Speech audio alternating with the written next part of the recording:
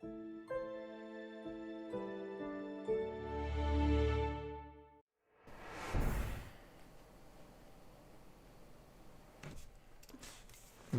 afternoon, everyone. Welcome back to the Terrain Studio. I'm your host, Sean Morris.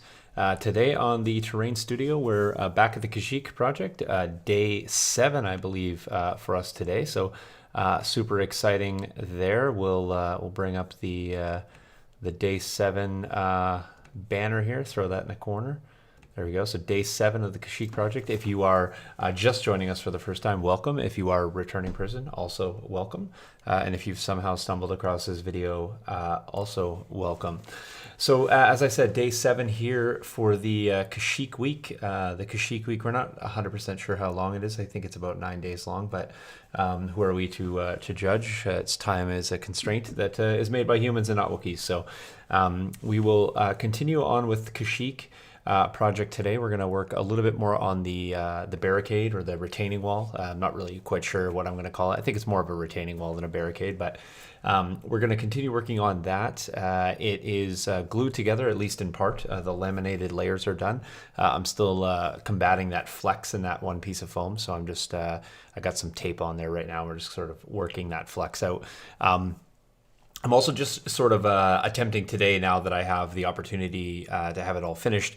I did sand it a little bit, give it a preliminary sanding, and now we're going to start fitting it into the tree a little bit better. So we're going to do a combination of just sort of like rough carpentry, I guess, if you will, where we're just sort of throwing chunks at this and bulking out the section, particularly that hole between where we cut it and the tree. So we're going to bulk out that, probably just hot glue some foam blocks in there and just sort of make it crude and rudimentary. We'll end up probably paper macheing over that with our parchment paper or our packing paper, just to give us a more of a flat base. And then when we sculpt a mold, we'll sculpt a mold that right back into the tree. And then of course we'll cover that over with vegetation, moss, and all that. So it's got several layers to get there. So it's going to look real crude today, and then hopefully a little bit better as we go down the track here. We're also going to work on the back side of the slope, and by the back side, let me just swap over to secondary camera here. So if you look here where we have the tape sections on the left, I'm looking more towards the bottom of the screen, kind of where you see those like wave-like lines. We're going to be putting in that section today. Ignore the blue at the front. That's where we sort of change some of our lines or our symmetry based on the beach. So we were going to continue that. We decided to put in that little, I say we, I mean I convinced myself to change the look. So lots has been progressed here over the course of the week, although it doesn't seem like we get much done in the hour. I assure you, if we string it all together, we've got a little work done.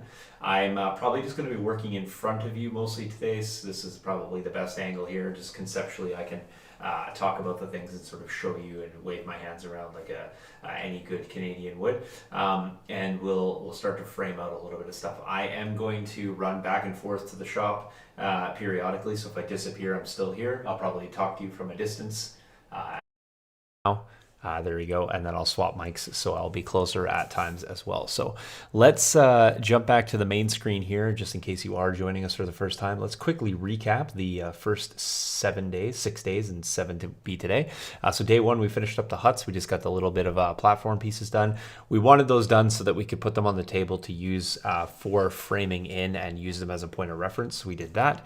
Then we cut our foam substrate. That's the substrate that went directly on the base layer of the project. We did a little scratch building, sort of framing out the scaffolding that's going to go in the trees, as well as some of the adornments that are going to go on the platforms, the stepping stones that are going to go out. I'll probably do that more in a tutorial fashion, but I did want to show you a little bit of the conception and then in terms of how you can change bulk materials into workable materials if you don't have the specific cuts. Then we did the beach layout and laid that in, so we sort of contoured that in, and then we did our slope and carved that sort of rudimentary slope in that we'll then later work on. Then on day 5, we based out we made a template for our barrier wall, and we sort of walked ourselves through the process of that. Oops. Let me get day 5 back up there. Day 6, we actually worked on the barrier wall construction. That was yesterday.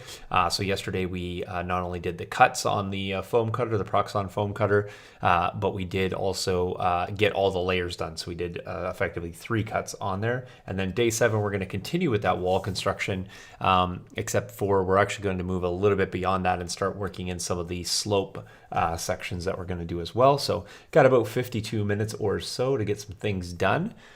So without further ado, let me swap over here. That's probably one of the angles that I'll jump to periodically. So that, again, that overhead shot and then that side shot. Conceptually, I think you guys can see what we're working on.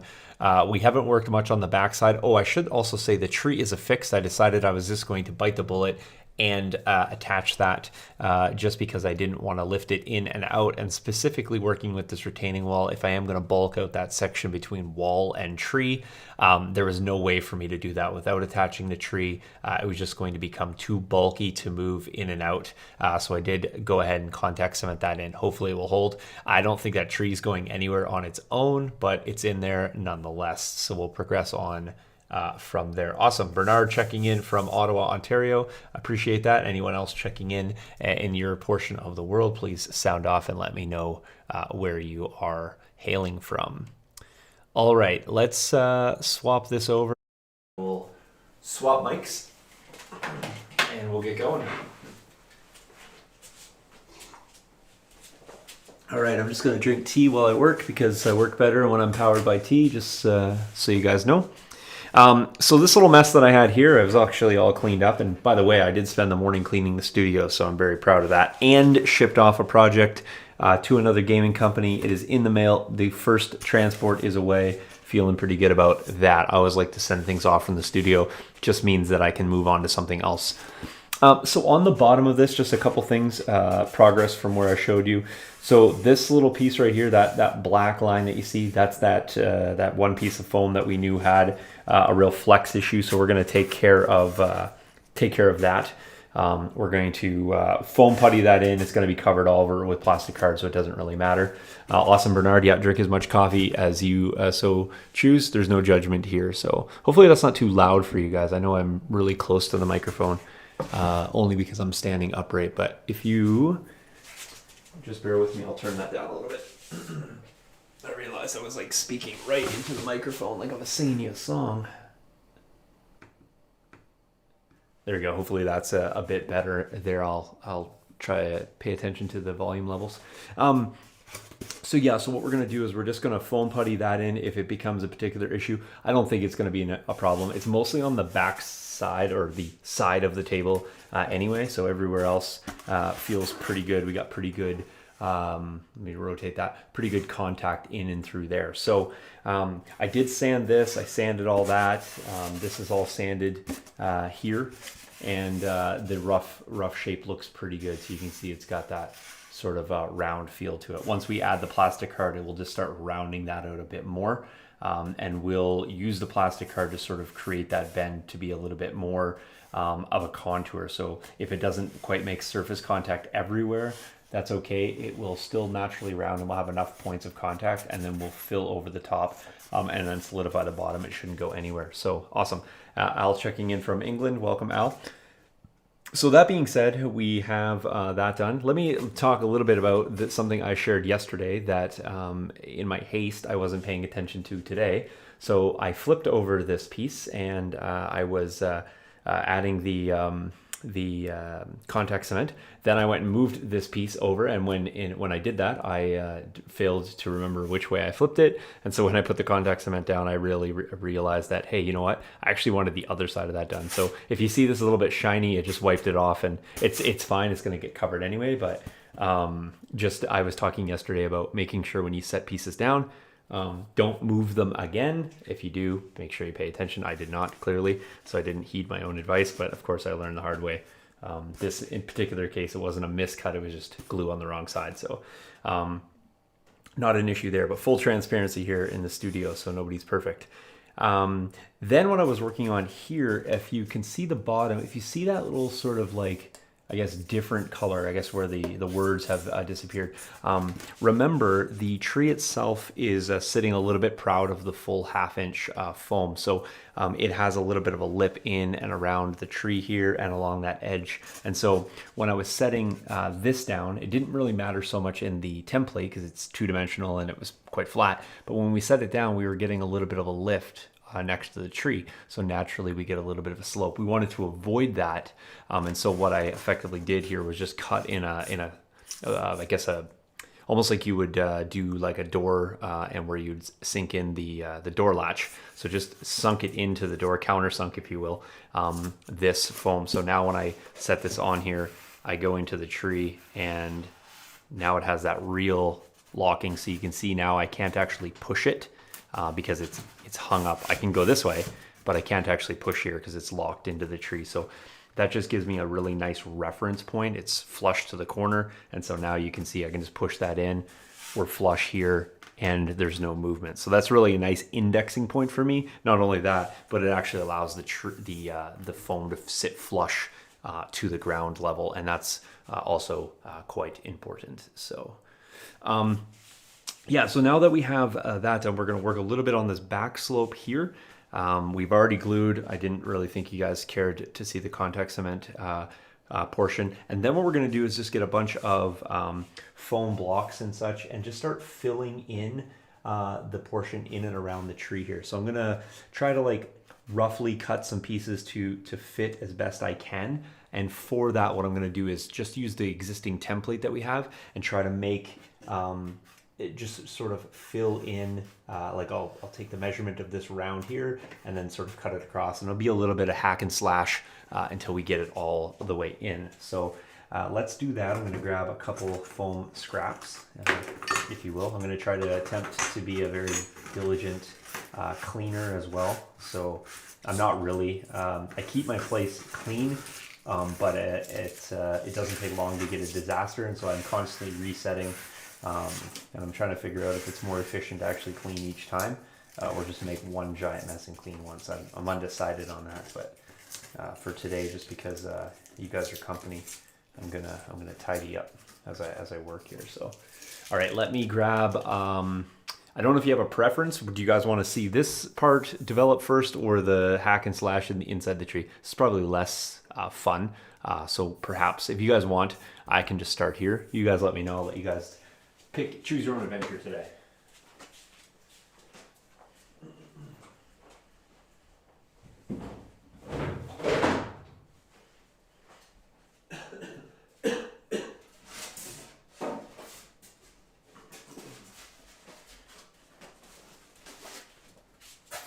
Did you guys decide?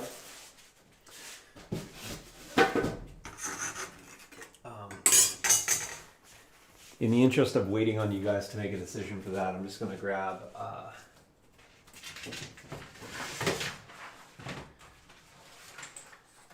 looks like I have like one piece of paper here. Perhaps I might need to grab another piece. Fantastic. Let me just grab another piece of paper.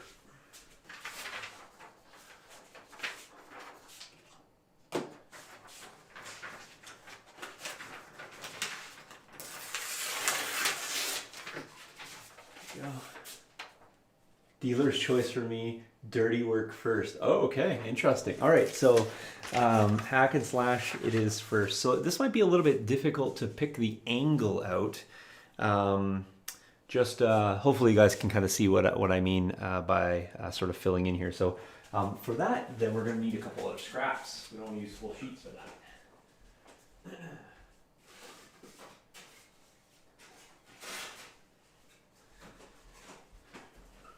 Okay, so what I'm going to do then for that is I have these pieces that I just end up cutting out of projects. Effectively what I did is I made inserts, and so every piece was built with its own sort of foam case or foam box. And so keep that stuff. You know, this really doesn't look like much. It's not a lot of square edges.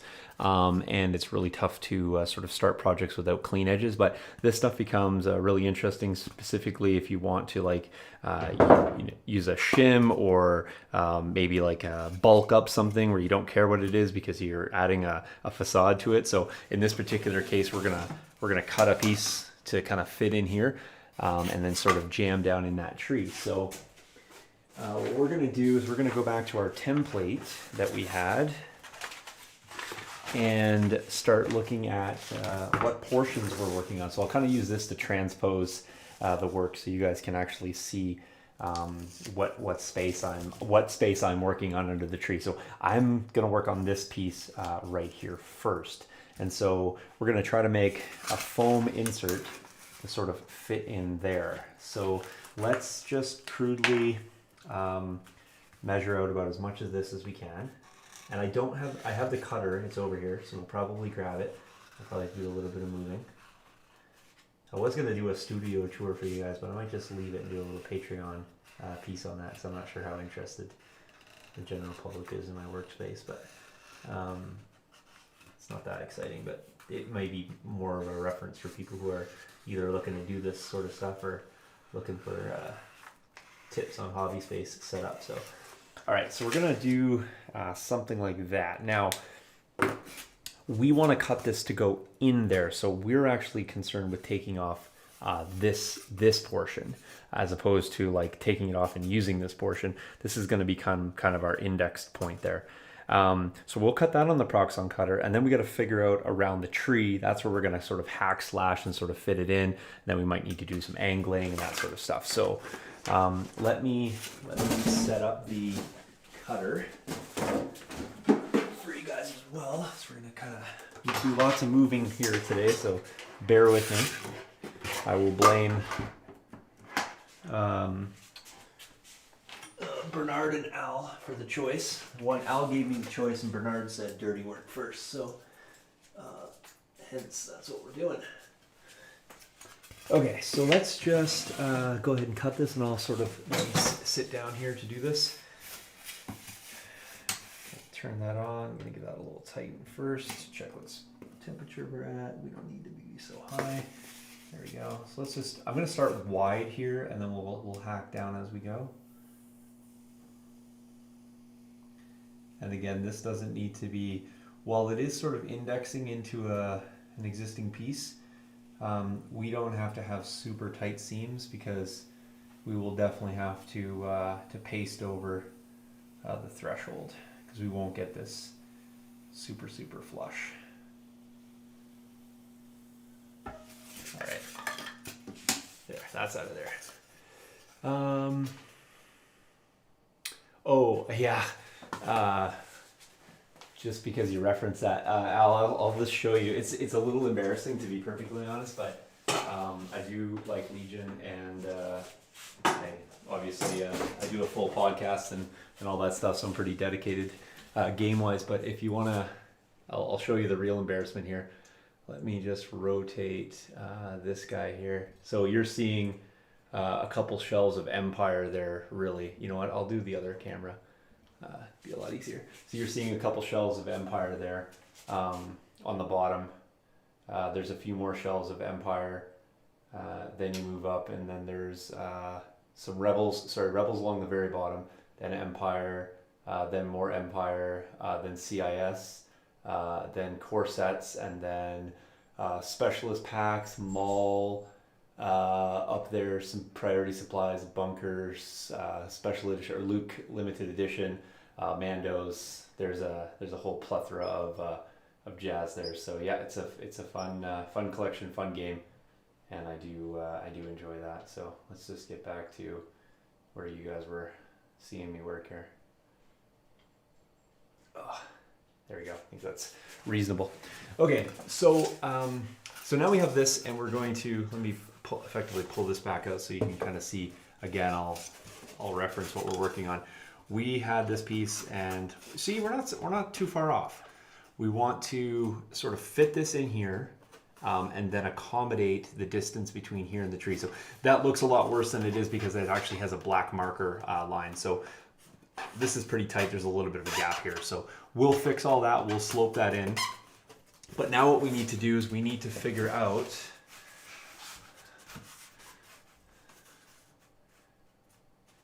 Oh, cheers. Thanks for watching the Legion Academy. That's awesome. I appreciate that. So you get to listen to me prattle on a couple times this week at least. So now what we need to do is we need to figure out the distance of, I'm just going to use my bendy ruler because it's a lot easier.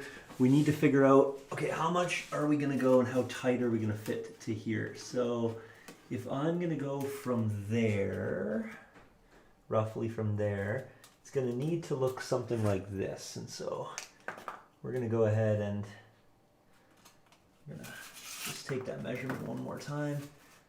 You go from here, maybe I'll go up to that first point of reference right there. And then swoop back to there.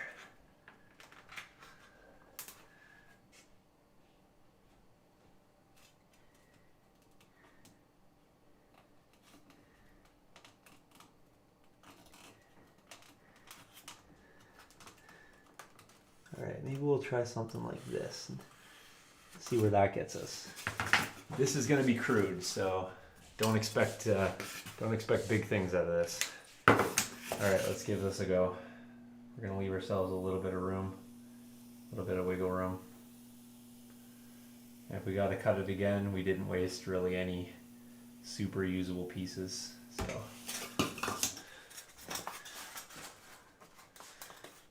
All right, so that's gonna be not bad, but we gotta hack a lot off this thing. So,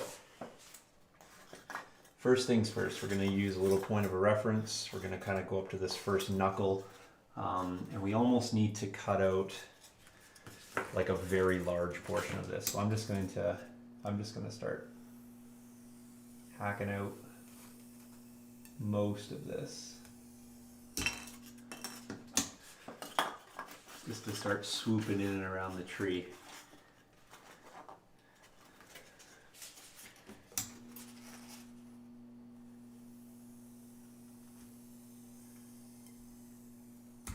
What I'm doing here is I'm just scalloping out the base of this to fit more and more, hopefully into the tree.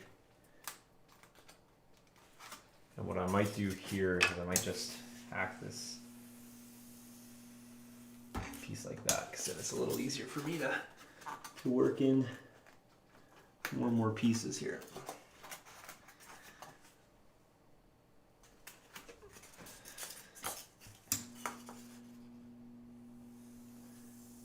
It's almost like we need like none of this material. It's such a, there we go. So you can see, oh, my hands are in the way. So we're getting more and more into the groove now, right? We're fitting in more and more. I'm just checking points of contact. Okay, so it's effectively, we can probably remove almost all of this. There we go. Okay, a little bit closer,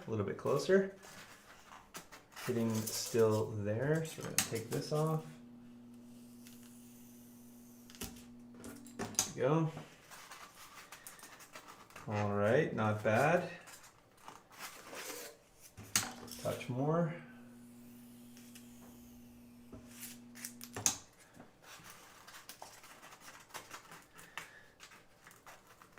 Pretty darn close, folks. We're getting there. Just trying to figure out where we're hitting. I think right here.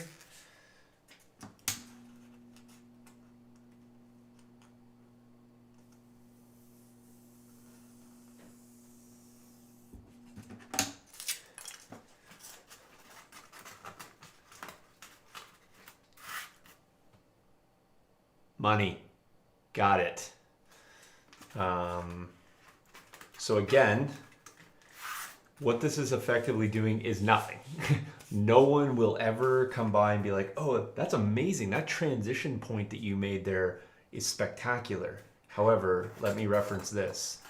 If you don't do that, and then you have this weird cavity where the retaining wall sort of drips down over the tree, and you got this like 1 inch gap or ½ inch gap here running along the tree, then everyone will see that. So this is one of those things where you spend time invested in something that no one will ever reference, but when you're looking at the overall look, the flow of everything, it works because of these pieces. So that's going to go in there. We'll hot glue that guy in. We're not going to bother contact cementing him in, and we got a really nice piece there. Okay, now we're moving up the line here. I think this was roughly the piece that we had to go in there. This one is going to be very little is going to be needed. So we're going to basically hack off most of this. This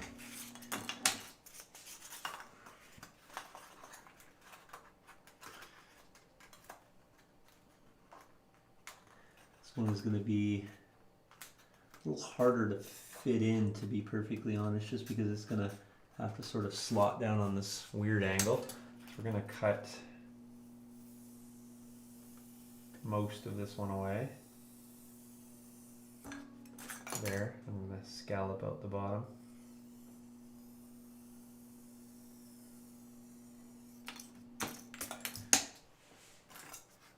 Sorry, I'm a right-hander, so it's a little bit hard for me to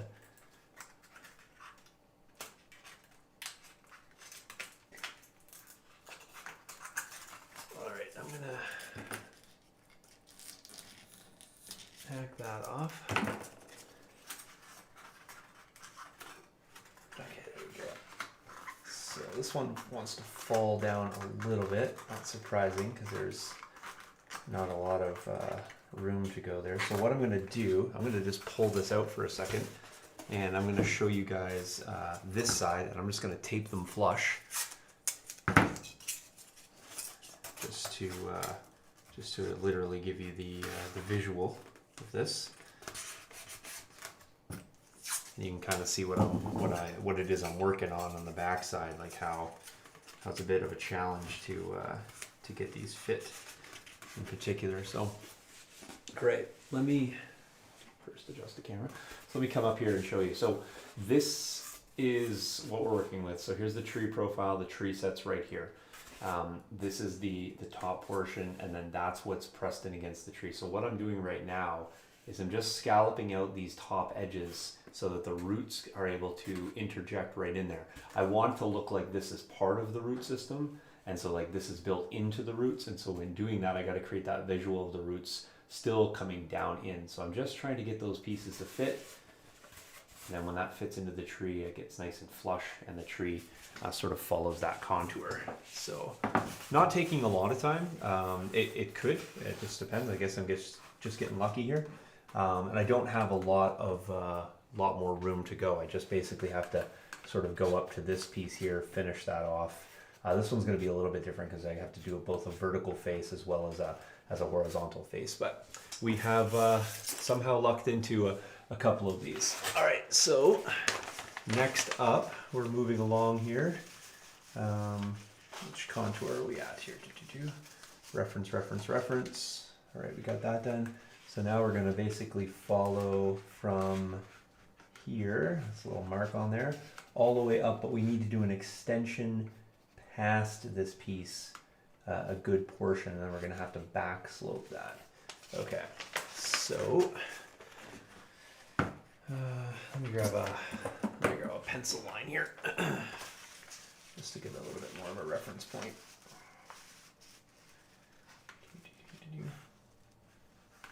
Right, so we're going to go from here. All right, let's grab another scrap piece. Let's translate this this shape onto here, and we got to leave ourselves some room. Now, another thing is we're going to have to transition this over, and then this is 1 inch, but we're actually going to drop a full 1.5 inches. So we're going to need to add another 1/2 inch layer onto this when we get done. So I'm just going to go there, and then that's going to extend basically right out, probably more like that, but that's fine. And I'm going to cut that back like that. All right, so let's just run this through real quick. This is super crude. It's not going to look like anything.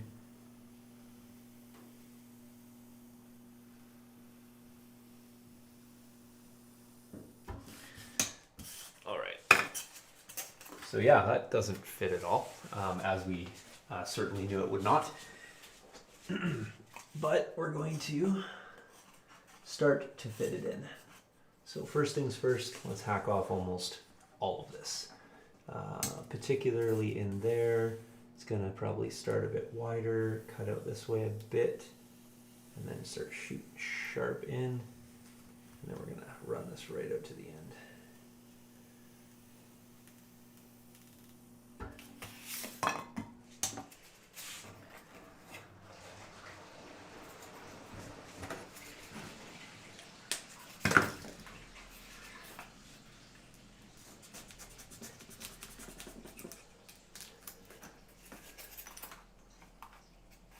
And I'm going to run this out to about here, and then I'm going to maybe try to do that piece separately. There we go. Okay, so this one's going to be a little bit more challenging in the fact that we're going to need to cut and scallop out a lot of this. I'm going to scallop out most of it right now.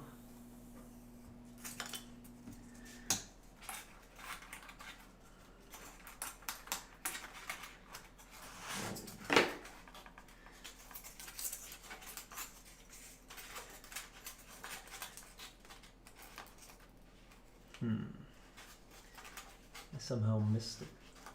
Or I guess I'm too, there we go, I'm a little bit too proud of that. Let me keep changing the angle on this piece here. See if we can get this to sit a little bit better.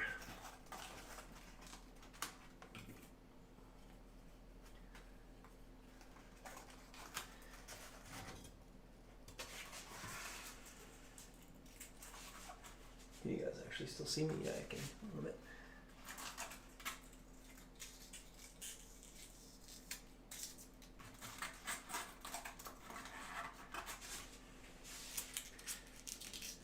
Feel free to ask your questions. It's a good time to distract me with actual conversation as I sort of try to math this out in my head.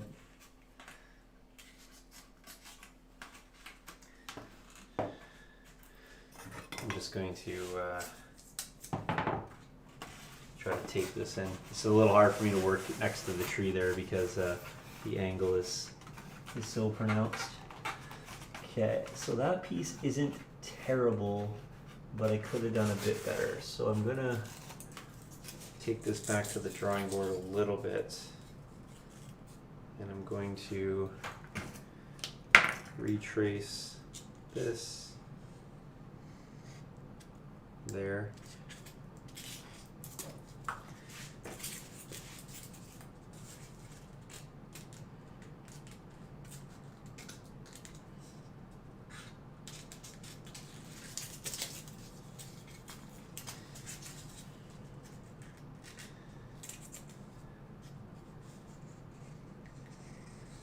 I'm gonna try to do this one upside down and see if I can cut it any better.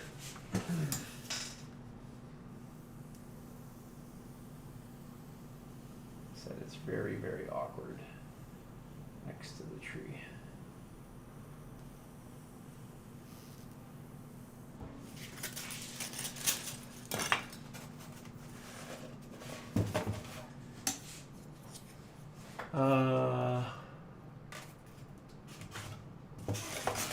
No, I didn't. I started this project well before the AMG announcement. To be truthfully honest, I really was just mostly inspired by the fact that I wanted to make a giant tree. That's really kind of where I started this whole deal.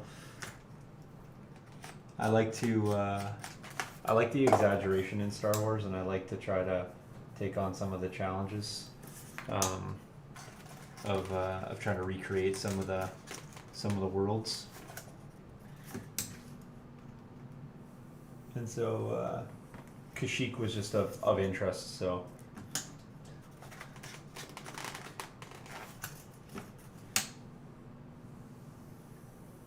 see, I said we lucked into those other pieces. This one is proven to be exceptionally challenging. just trying to get this to fit is becoming increasingly difficult. I guess we're pretty close. We might have to just settle for something close, but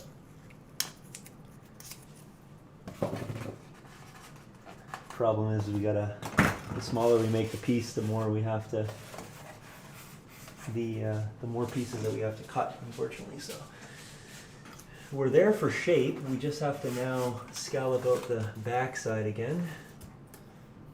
Make sure I remember which is the front.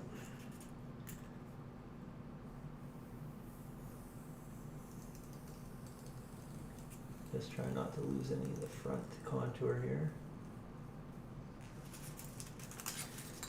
There we go. Put that back in.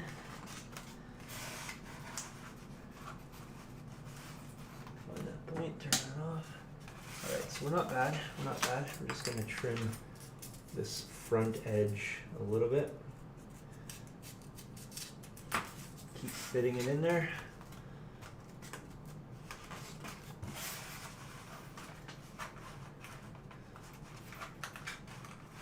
Still need to contour this front a bit more.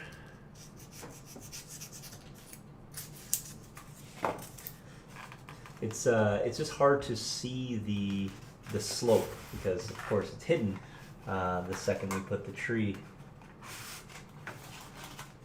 this in place. So I'm just gonna again just very fine-tuning this this piece.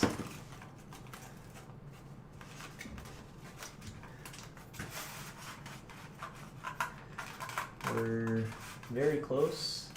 Just need to take off more of this. I'm just going to use the cutter to do it. That might work.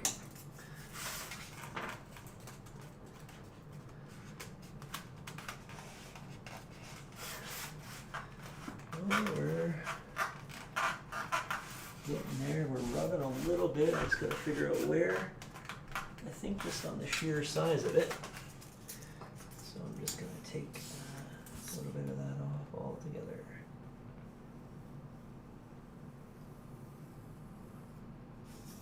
And hopefully that gets us there.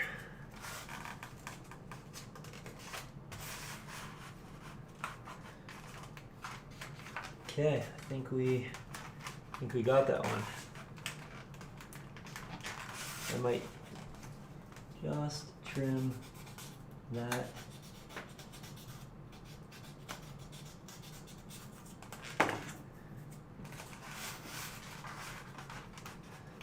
Okay, that definitely works. All right, now we're going to, I see that this is, you can actually see where it's moving, so that's always, watch my toe, that's always helpful there. So now it's not gonna flop up at all. And I don't think I can get that any tighter there, so I don't need to worry about that. I thought initially I was going to need to do a piece there. So we only have one section left now, so that's helpful. And what we're gonna do for that is, because we don't have a template for here, it never had a templated area. I'm just going to use this, transpose that over onto, I don't think that piece will be big enough. Let me grab another piece of 1-inch foam. We're going to do this 1.5 inches, so we'll have to kind of do this in layers, but what I'm going to do is I'm going to measure from here to here, transpose that over onto here, there. Try to effectively cut that in. Eyeball that like so. And then we'll cut the front edge. Alright, so crudely cut this. Just going to start with kind of a right angle triangle here. We'll just cut ourselves enough working mass. There we go. Yeah, so that was all the questions. Okay, continue working? All right, so that is going to fit not bad. All right, so that's gonna go there. I'm gonna use my pencil to sort of contour that shape so we get something more workable here on the front side. We're gonna just cut that so we've cut down quite a bit of the mass there. Okay. That works fine. We're going to go from here to here. It's more of a straight edge cut. Let me relocate this. We're going to go from kind of this front area. So it's there.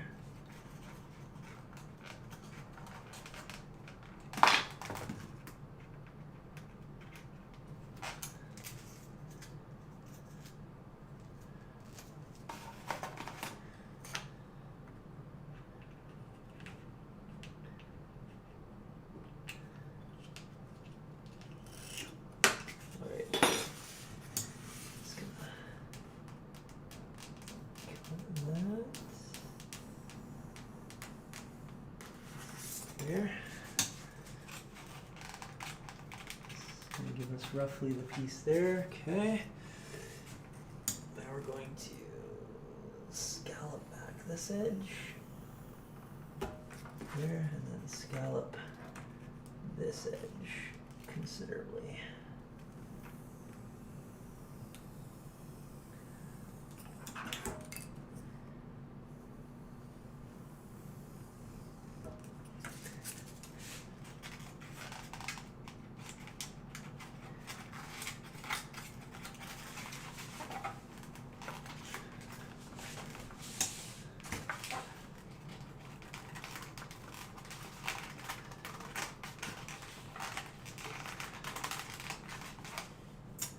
Okay.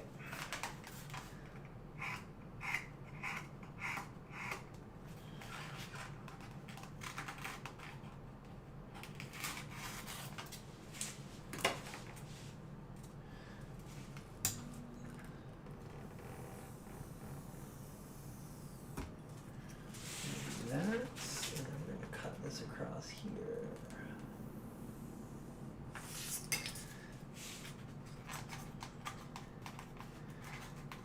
Okay, not bad. Could probably have got a little bit of a wedge in there on that back side. We can just probably put one more piece in there when we're done. We're going to have to put a 1/2 inch section in there, and then we just need to trim this front facing a little bit. Just gonna see where I set my knife down.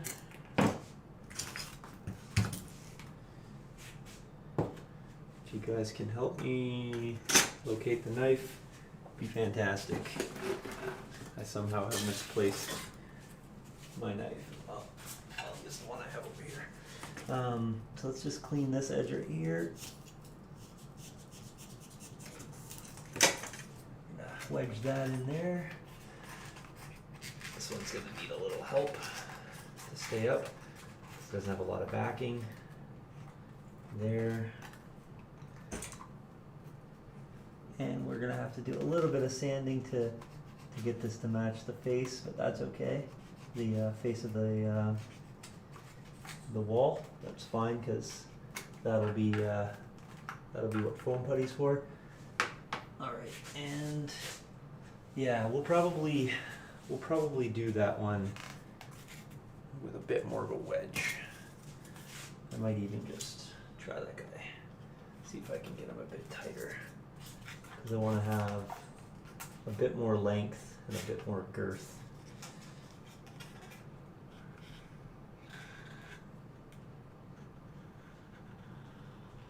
Everything else is great about it.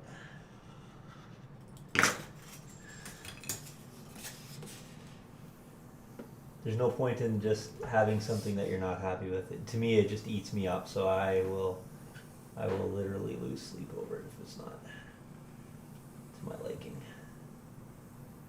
All right, so that is where we want it to be in terms of definitely the girth. And now we just need to cut off those same pieces again.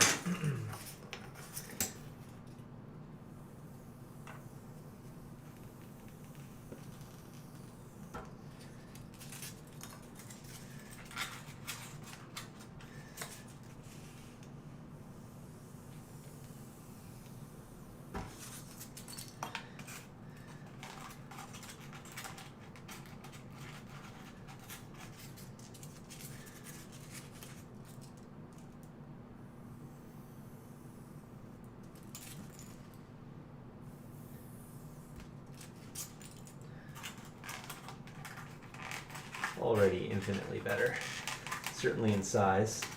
We're gonna trim a bit of this off.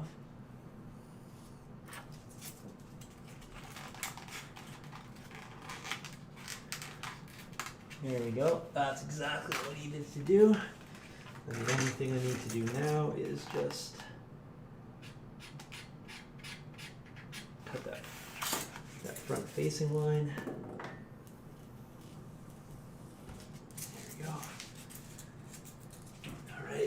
And we'll slide that guy in place. All this thinking, less talking. There we go. Cool, that works. And the last thing we need to do is we need to get a little bit of a 1/2 inch chunk and just make one little piece to fit in there. And then I think from there, we're not going to worry about these little gaps up here because they're going to be small enough that I can just straight up clay over top of them. When I say clay, I mean cellular clay.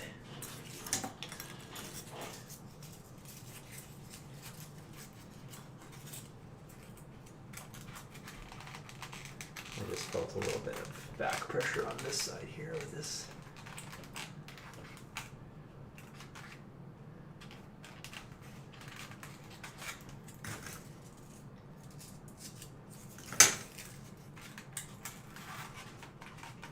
And this is just a clever way to save us a ton of material from just like having to fill that cavity up or just dumping excess cellular clay in there for no reason.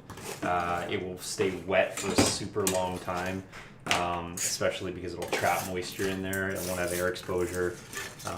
And so a few minutes, 20 minutes or so, cleaning up that little cavity is going to save us time down the road. So alright, I'm just going to move this stuff out of the way, grab a piece of 1/2 inch foam, and then finish that last one, and then I'll grab the glue gun and we'll glue that in place. And then we'll swing around to the back side and get some stuff done over there too. So just because I know that stuff takes a while.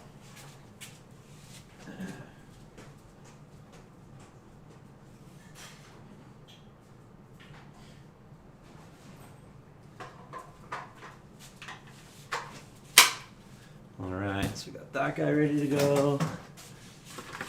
Got a little piece of 1/2 inch, and when I mean a little piece, I mean like it's gonna be almost nothing to fit in there. Just based on the size of that, we might even just be able to chunk in one of our 1/2 inch or our 1 inch pieces here because we got a little bit of room, excess room. I might just trim that across there and start with that. And again, we're going to plastic card over the front of this so we care even less about how flush it is.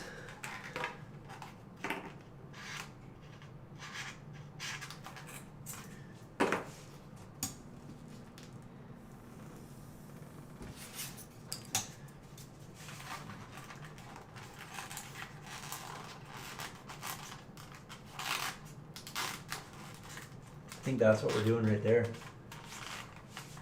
Yeah, that's what we're doing. That was quick and easy. See? We lucked into that one too. Okay. I deserve a sip of tea.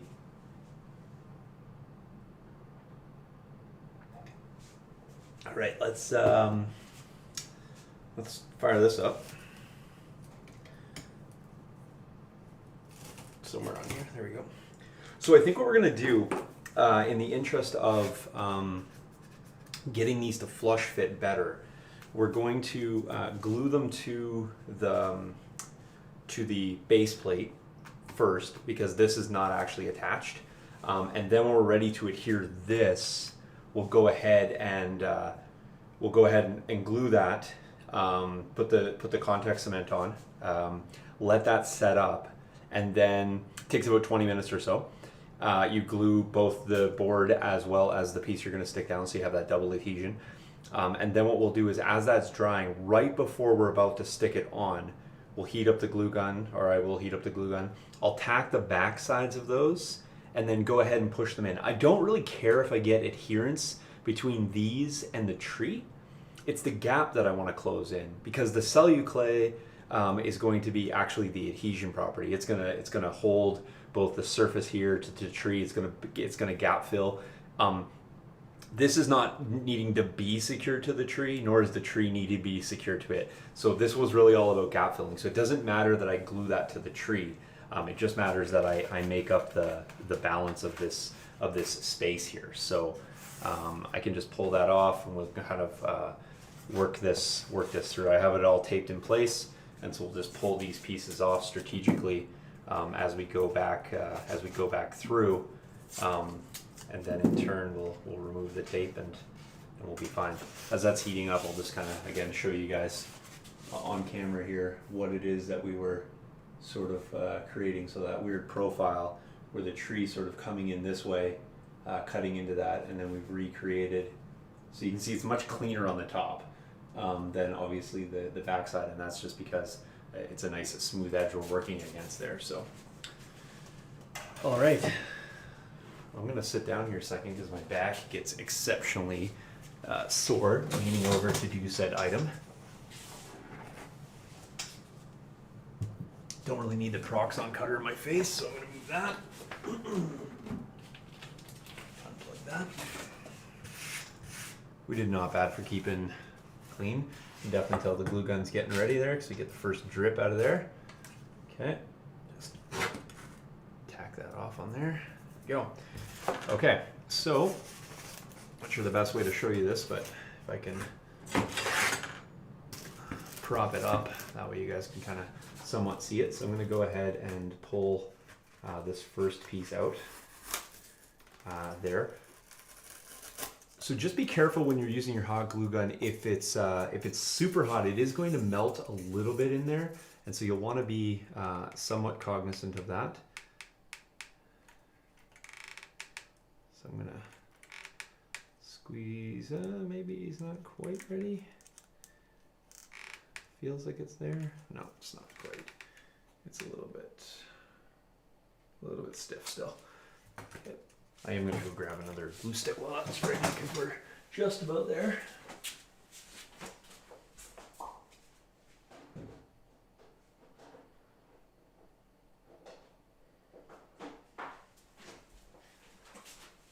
Just to be clear too, this is a hot temp glue gun. It's not a low temp glue gun. There is difference in the glue sticks that you'll use on them as well. So just kind of keep in mind what you're using. That's a bit better. There we go. Just gonna get it before it gets exceptionally hot. Oh, this guy's just really.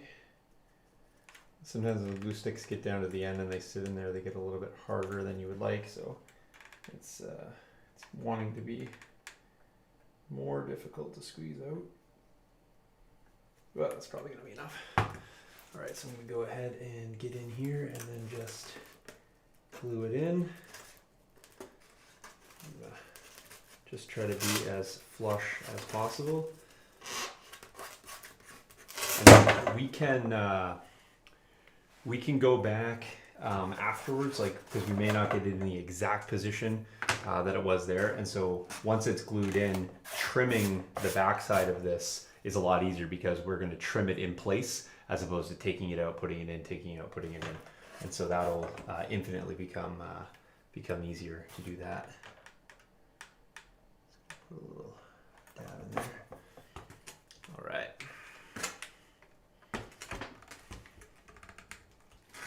There we go. So we got a little bit more free flow now. I'm gonna put a bit more glue in there just to adhere that. Like I said, it will melt it a little bit. You can let it set up a little bit. I'm just going to use a piece of foam to push that around a little bit. Move it there.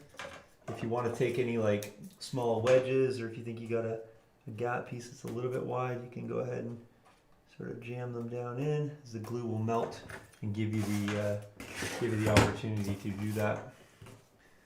So, and if you ever want to make yourself like a sliver, you can do the Proxxon cutter will cut stuff like literally paper thin, and so if you need to make up any material or any gaps, you can certainly do that.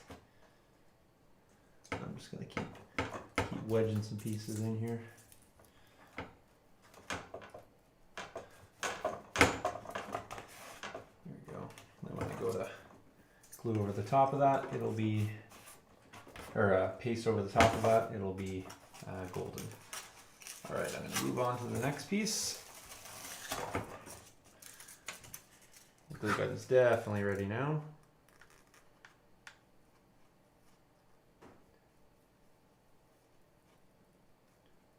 Definitely getting some solid foam melt there. Go ahead and wedge that in place. And I'm going to sand over the top of this as well, so if it's a little bit proud, this one's actually pretty good, but if it was at all, I could certainly accommodate and fix that with some sanding. Let me go ahead and move on to the next one.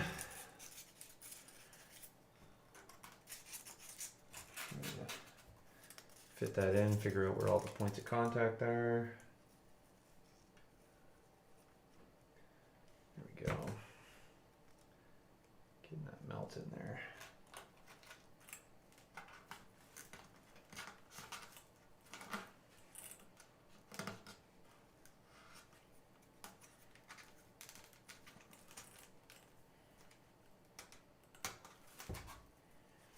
So I'm just going to go ahead and turn that off. It's already hot enough, and I can just use the residual heat. Keep this going.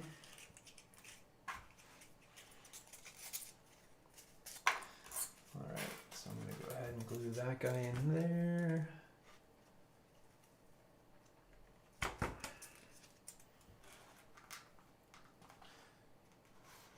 And the little bit of burn that's getting in here is actually going to probably shrink the foam away from the tree a bit more. So if there was any sort of tight points, I'm probably getting rid of those right now. Get this extra little bit of melt. And then finally, or lastly, we're going to sink this piece right into here. This one doesn't have a lot of contact points. I'm just going to figure out where they are. There and there, I guess.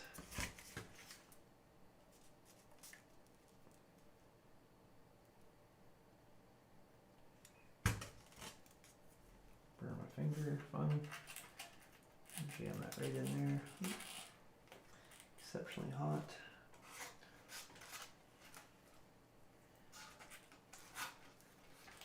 I'm gonna let this guy set up because he's gonna need to have a little bit of added support. He didn't have a lot of grip. Just a lot of points of contact, I should say. He's gripping okay, but just needs a little bit of work. And then while I'm kind of waiting here, I'm just going to go back in. I'm just going to tack a few points along the back side here. Again, just filling in any gaps that I can see, and that's just going to allow me to ensure that when I push the celluclay in later, it's not going to flow down through any of these points. So, all right, so there you kind of have it. So that was the gap we were fixing there, and then that's just basically did a small extension on this. Like I said, we'll just we'll have the plastic card go right over that anyway, and so we'll foam putty in any holes. We'll re-smooth that with a sand and then the top side are quite good. That's mostly black marker, just FYI. There, this right where that pink foam is, we had a little bit more of a gap, so we jammed some pink foam in. We'll solidify over that, and it should look pretty good. I'm just checking this. I just don't want this. Gonna give that glue another minute. I just don't want it to stick to the tree, just because at this point we want to keep this point free and clear. So we'll set that down, and this will be a great opportunity to move a few things out of the way, including that hot glue gun.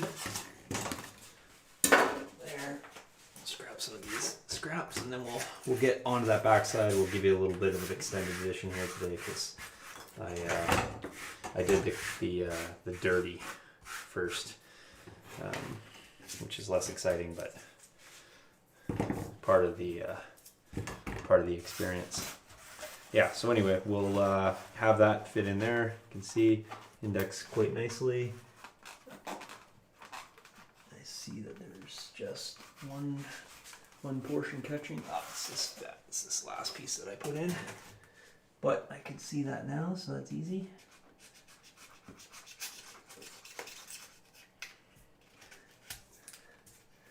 We'll see if that does the trick.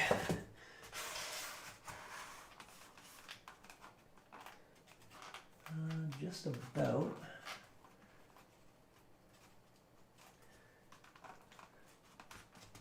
We're talking millimeters here, but I still think it's that piece. That guy in the front is so minute.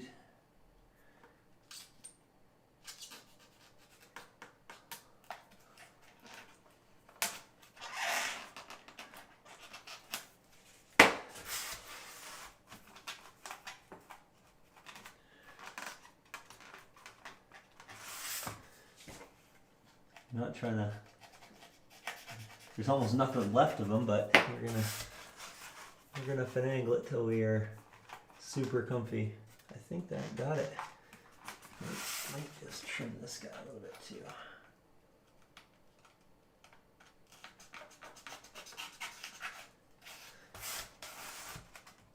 I just don't want to have to. I don't want to have to press. I just want it to like literally set exactly where it needs to be.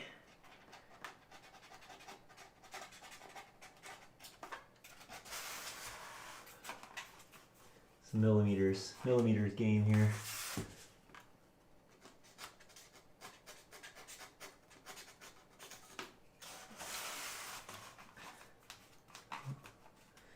Oh, that feels pretty dang good. I can see where it's pressing right there.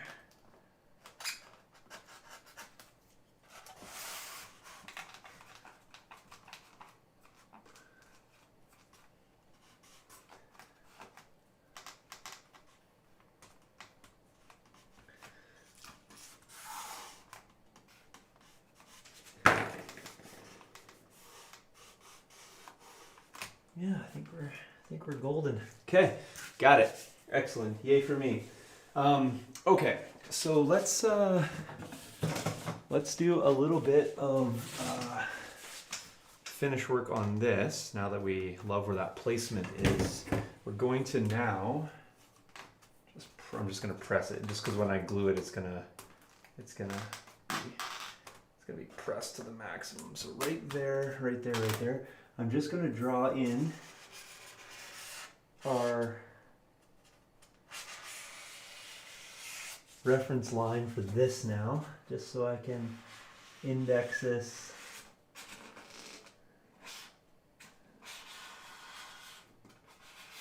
exactly where it goes.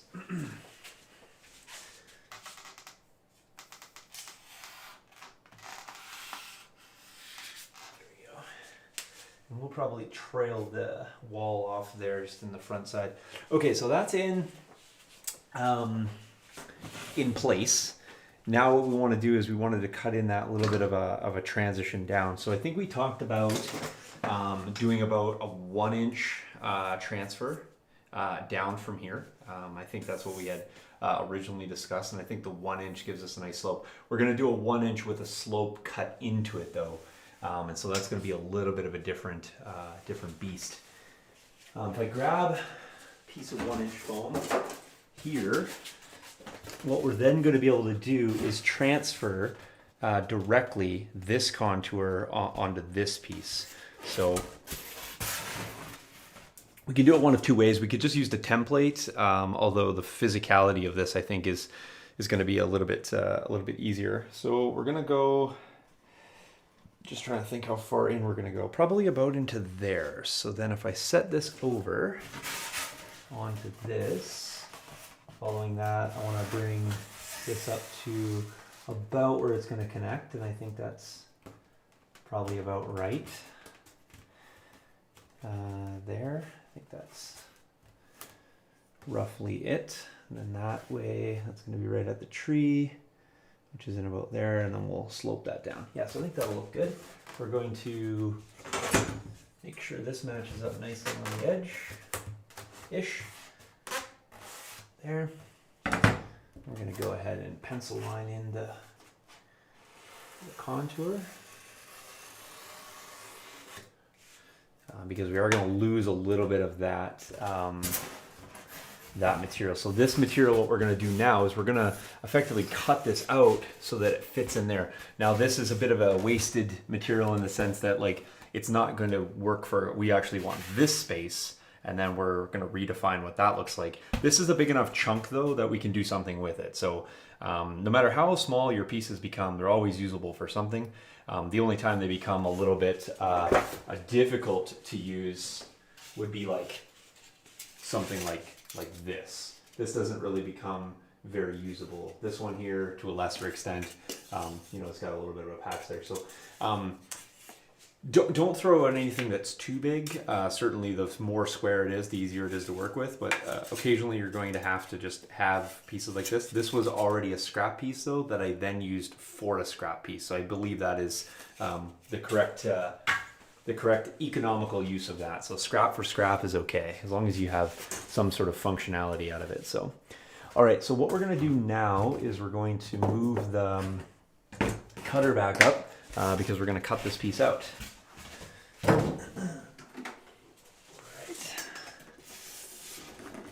And you should have a dedicated space for your foam cutter, which I do, and it's not here. But if in case you're just wondering like, Jesus, a lot of moving. Yes, it is. So just visualizing the cut, I'm gonna take the blade out for a second. There you go. And then what I wanna do is I wanna come through here, through,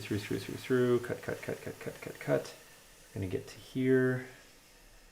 And then we're probably gonna be able to walk that all the way through. So looks like we're gonna have enough clearance for that in a single pass, which is good.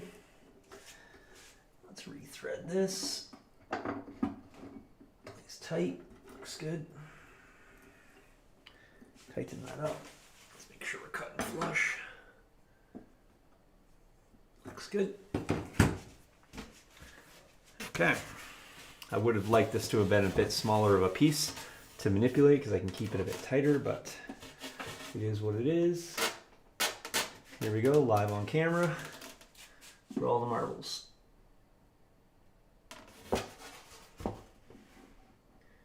Oh, we are not gonna cut this on camera until we plug it back in. I was wondering why that wasn't heating up. Okay. Just gonna put a bit of tension in and be completely in your way. I am gonna cut through this way for a little bit more control. So if I'm in your way, my apologies. So balancing on. There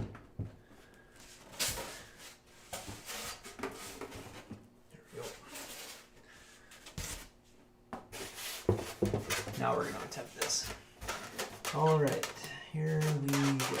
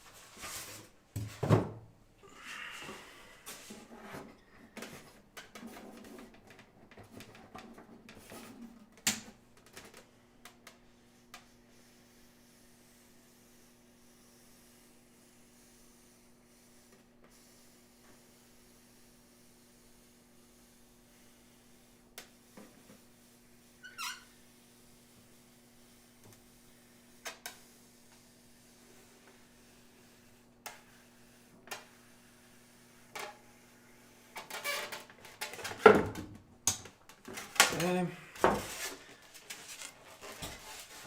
Just bear with me for 30 seconds so I can sand this, and I will be right back.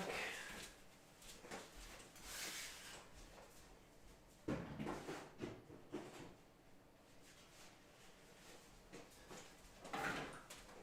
want to sand this piece though.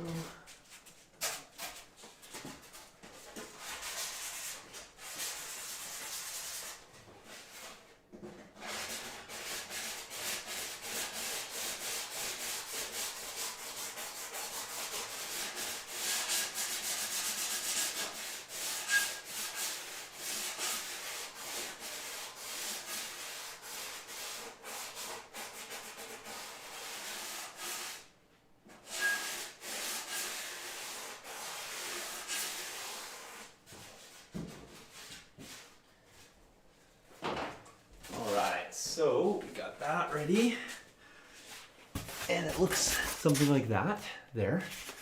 So what we're gonna do is come back over to our piece, move this around again, find that index point, looks really good, and this is gonna fit in there. So you guys are gonna need to see it like this.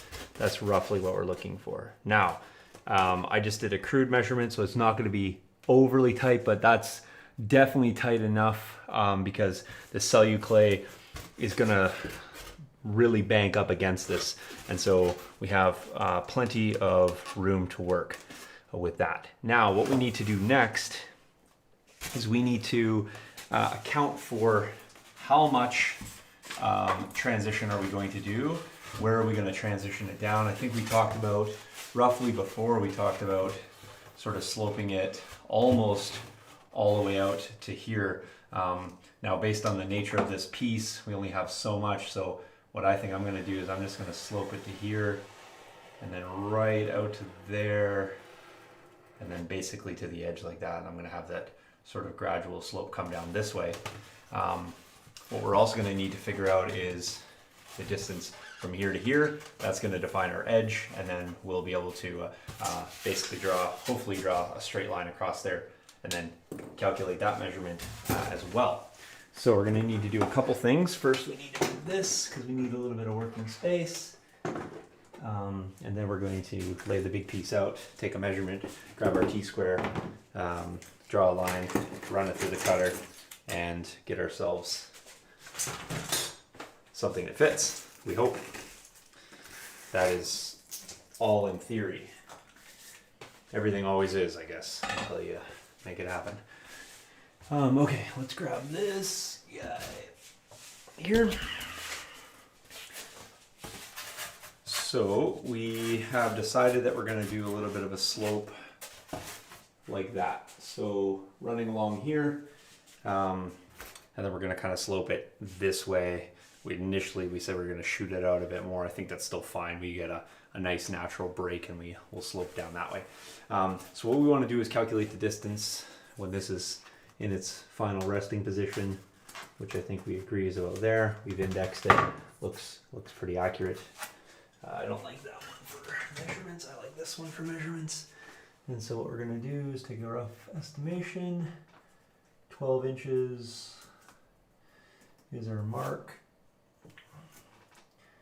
And we're going to have 1, 2, 3, 4,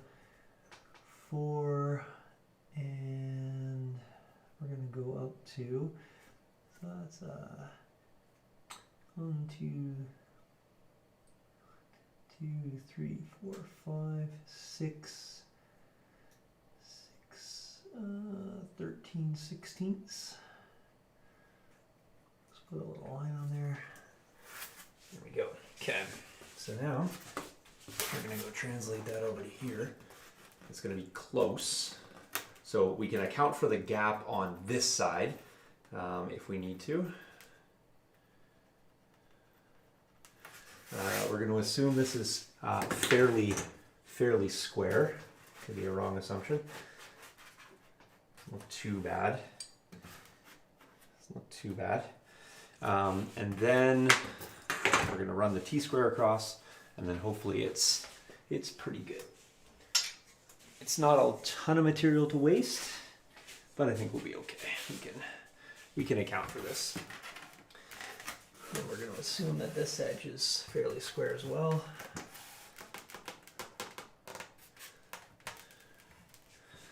We're going to give that a go, and then hopefully it's going to be, that's what we're going to hope for. There. We can do a quick check, I guess. We can just see the distance from here to here. We're just proud of 34. Go there, so we're 34 there.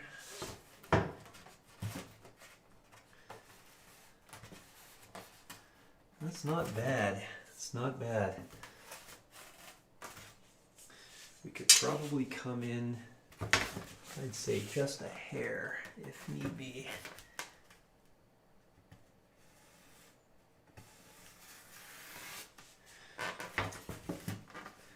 We could probably do that. I was gonna run this on the Proxon, but I think I'm just gonna knife it. There's knife work to be done.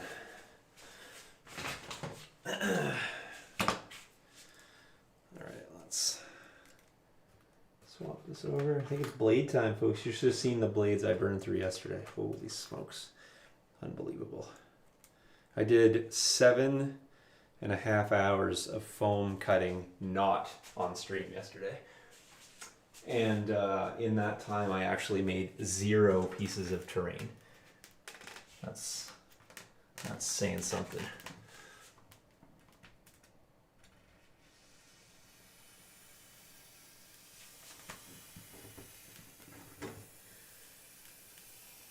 I didn't pencil line this, which I should have first. That's okay.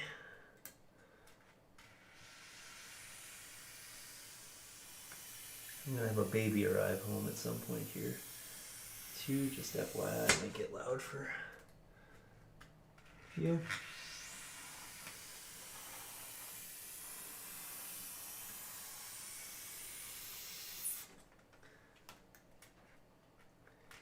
Just trying to pay really close attention to keep that blade as vertical as possible, because this is going to be an outside edge. And while I can sand it, I don't want to have to rely on sanding to be my only. Well, that was, I didn't even hear them, but that was pretty accurate. Oh, not quite enough through. Thought I might have that enough through. Not quite enough. Oh, let's switch over to my trusty 2-footer. This is the guy I was looking for before. This one's a little bit easier because I can run the blade a little bit more true. There we go. That's the meat that I need to get through. You can just, when you cut enough, you can basically just tell when the foam's softened to the point where it's at that break point. I guarantee this is easy to break now. Yeah. Cut off a little. See how thin that is. That's the difference of a sharp blade versus not. You can get those real thin cuts. Now I broke through quite a bit of that just because I didn't need to. It was excessive to keep running the blade through. But now what we're going to need to do is figure out our angle here. We have quite a few knobs to cut through on the tree here, meaning to shape around. And so we're going to want to do that. It's kind of similar to what we just did, but the less sort of like the less cutting I have to do, the better. It's just going to be a little bit hard to transpose that exactly there. So first things first, we're going to go ahead and just remove this. I'm going to do that with the Proxon cutter because it's nice and easy.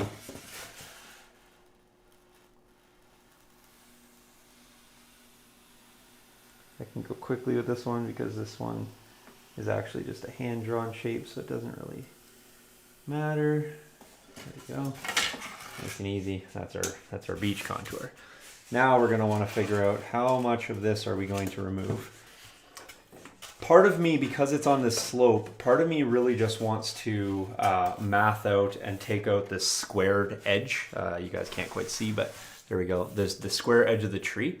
If I do that, then it's going to be a little bit easier for me to then take that piece and then fit it and work it in around here doing some measurements, and I can take some time off camera and do that.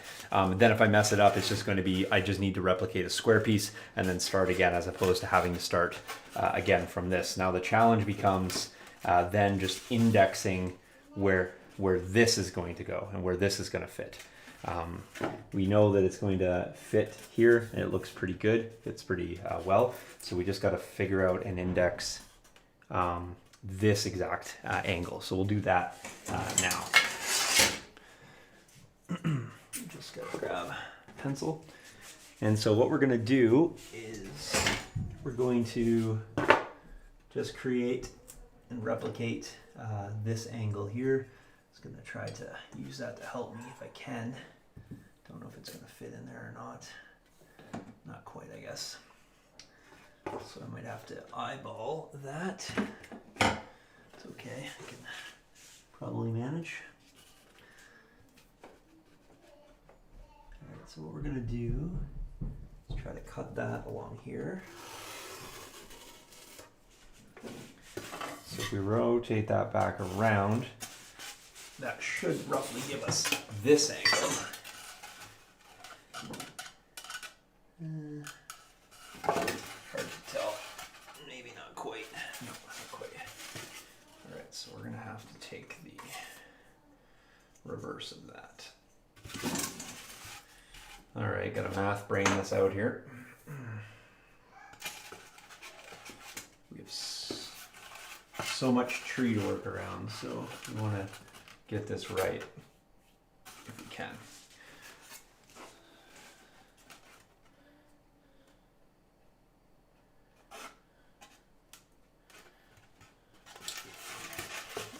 This is a rather difficult one to figure out. Just because I don't have a reference point to lay this down very nicely. What I might do is I might just crudely hack off that so that I can get a little closer. This is, unfortunately, a waste piece, but we are going to try to get as close to the, we're getting closer anyway. There is no super nice way to do this.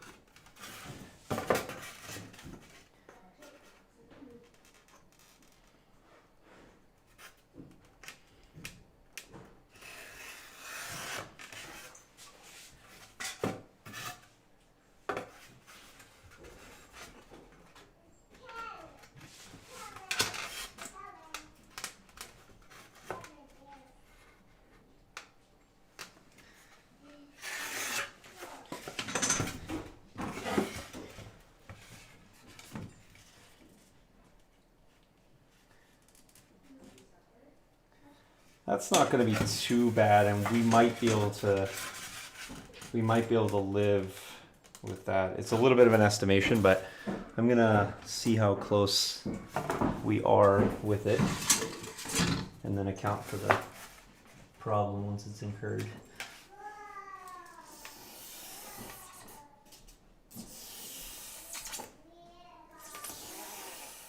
Again, I'm going a bit quicker with this cut because the accuracy of this one was in doubt from the measurement, not from the cutting.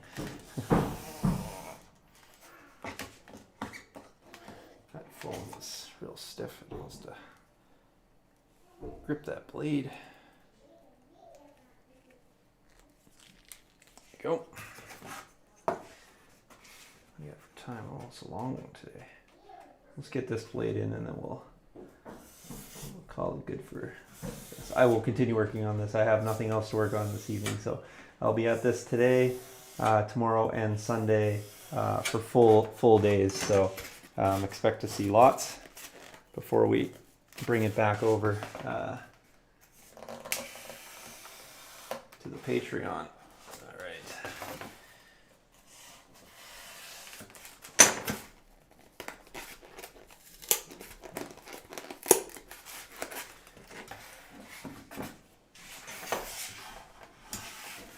I'm just going to zip the cutter in here and just zip those pieces out if I can.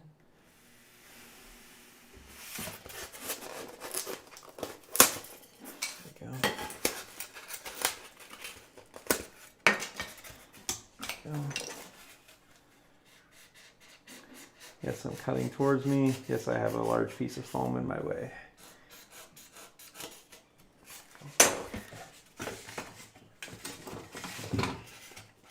Well, we didn't do too bad, folks. We didn't do too bad. What we do need to do is cut this piece just a little bit more this way. It needs to have this square moved over just a touch. But it worked out pretty good. Let's see how much cleaning up we can do.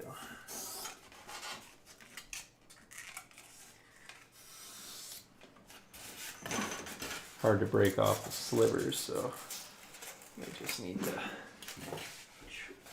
trim that guy.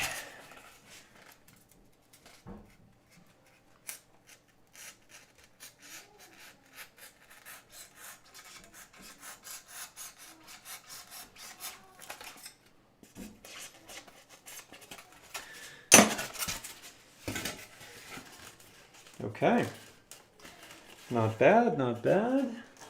That's actually flush there.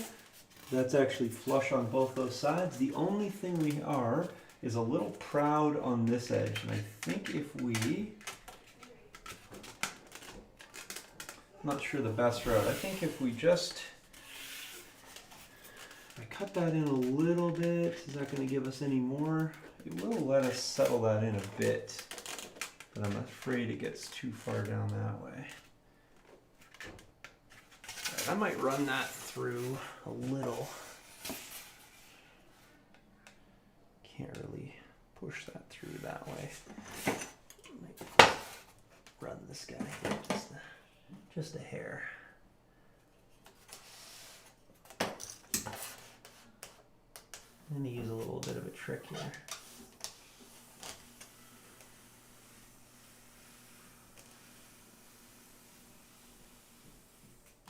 So I'm not sure if you guys saw what I did there, but I just put my ruler against the piece of foam. Use the ruler as the guide for the wire. The wire is obviously not going to cut the metal ruler, and then I'm able just to run that through. It doesn't give you the most perfect cut, but you guys can see there it's pretty dang fine. It will certainly work for here. It's no less accurate than the cut I initially made. So. We're just about there. I just need to do similar on this guy here, and I think we got it. We somehow lucked into this one too. Getting lucky today. It's all luck. Friday night should buy a lottery ticket, I guess. All right. I don't encourage gambling. Just saying.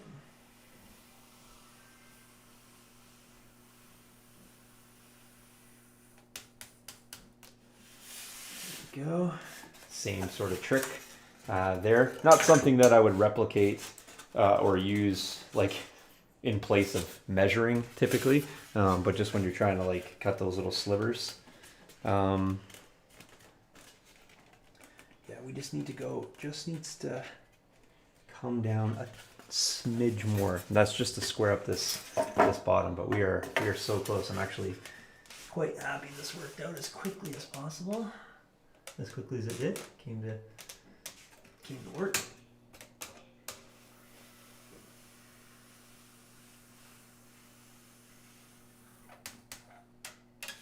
Yeah.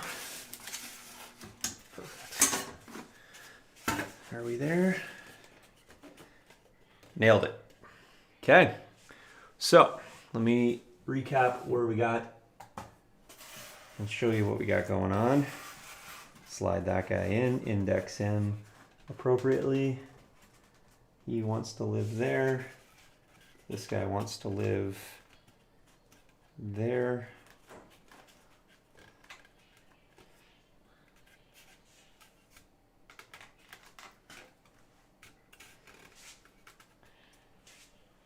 I'm just trying to decide if I want to run that whole thing through. I might just run. I'll feel better if I just cut that edge to be cleaner.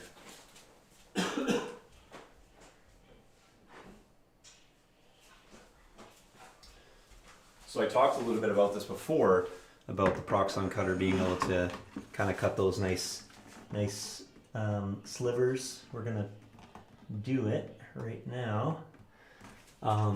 It has a handle to press it in place. It's got a glide plate, and to be honest, that works. I just, for peace of mind, I like to just put a couple pieces of painter's tape on the slide, just so that I can know that it didn't shift one way or the other. And what I'm doing here is this edge, remember I cut that with the knife and I did a break, and so you can see there as it glistens, it's just got a little bit, that was the shave I did, but it's just got the break point versus the cut point. I just want to run that through and just make that clean.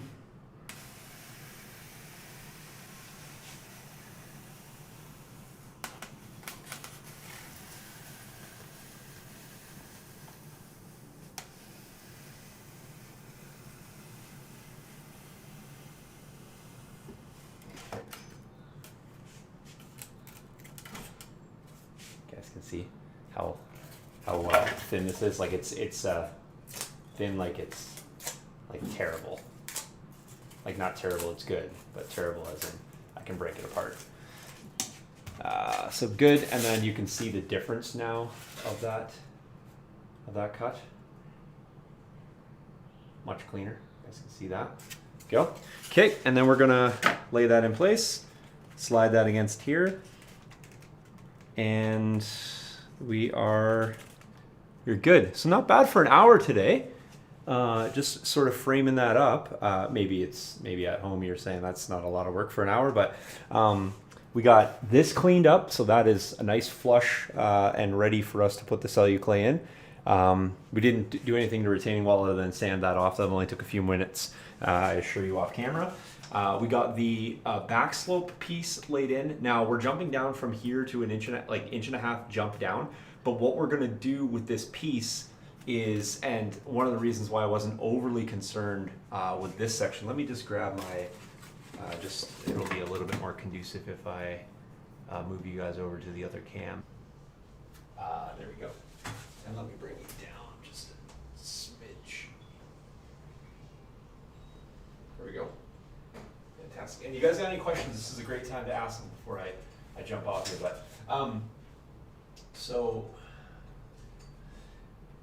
bringing this contour down, one of the reasons I didn't really care about this so much, in the sense that like it didn't matter how close we were, is because we're actually going to back slope this, right? So we're going to come down to here. So here's an inch raise, and then up to here, 1.5. Yeah, so that's an accurate statement, Bernard. What this cutter can do here is fantastic. You can do so much stuff with this. I have a bunch of attachments. The attachments are fantastic, but just manipulating and getting in there and working with hand. I don't often use the attachments in the sense that like I still feel like I like to freeform, and you guys see I like to work with hand tools, but when it comes to like, oh, I need to bang that out, I need to replicate that, can I cut that sliver off? It's fantastic. You cannot beat it. It's absolutely the best for that. So when we're talking about in here, as I said, we got all this root mask to work around. So one of the things that we want to do though is we actually wanted to slope this down. I'm going to put a little chunk in here as well. Like you can see that sort of gap where my hand is. That's just, I'm just going to take a little bit of a measurement of that, bring that piece up here, and then what I'm going to do is back slope everything. So everything's going to get cut. I'm going to hand cut this in because I don't want it to just be like this gradient that goes down. I want those sort of like peaks and valleys coming in through, and we'll do that the same way we did the beach. And so we'll cut in maybe a little trough here. I think this lends well to a trough, so a bit of a low V shape here. This probably much more gradual coming out, and maybe the contour changes this way running off this way, and then that way running there, because I think that sort of lends as it fans out, so the slope is there. So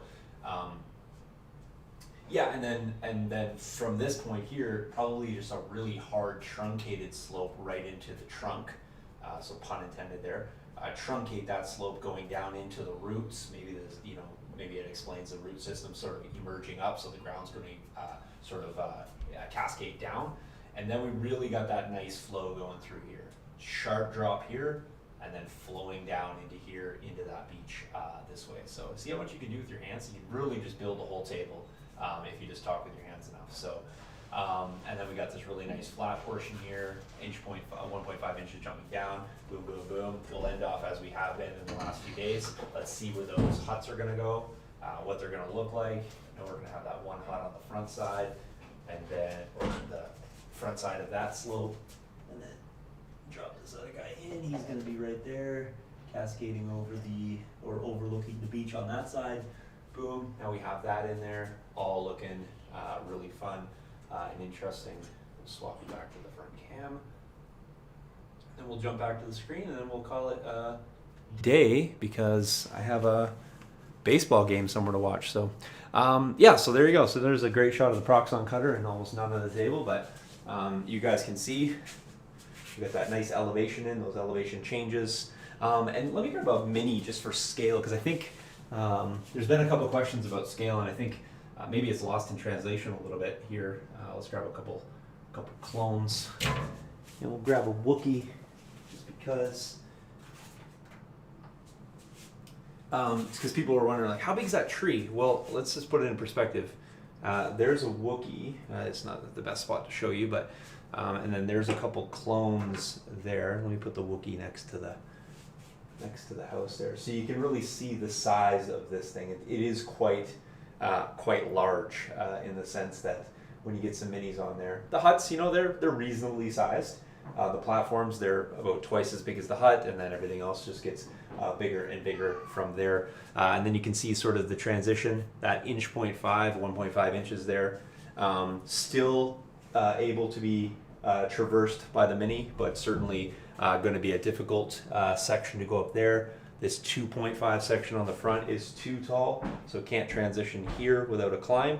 And so I think that's all reasonable. Everything just becomes infinitely more difficult as you move through, but there's a path of least resistance moving through as well. So there you have it, folks. That's another hour in the studio. Got some more work done. We'll have a couple more days at least at this.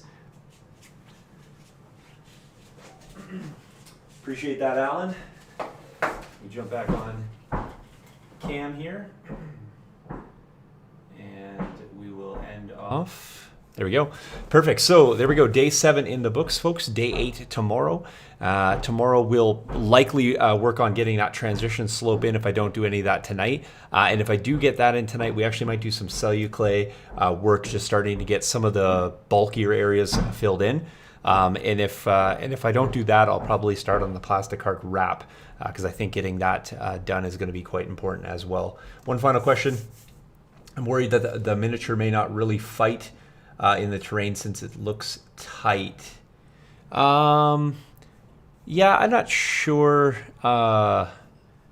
Maybe that angle's a little bit better, because I think there's and I'll let you catch up on that, Bernard, because I know I'll be ahead. But I think if you look from the overhead, I think you can see that there's still plenty of room in and around the platforms. Remembering that brown platform still elevated above that pink one, so you can still get minis in and underneath there. So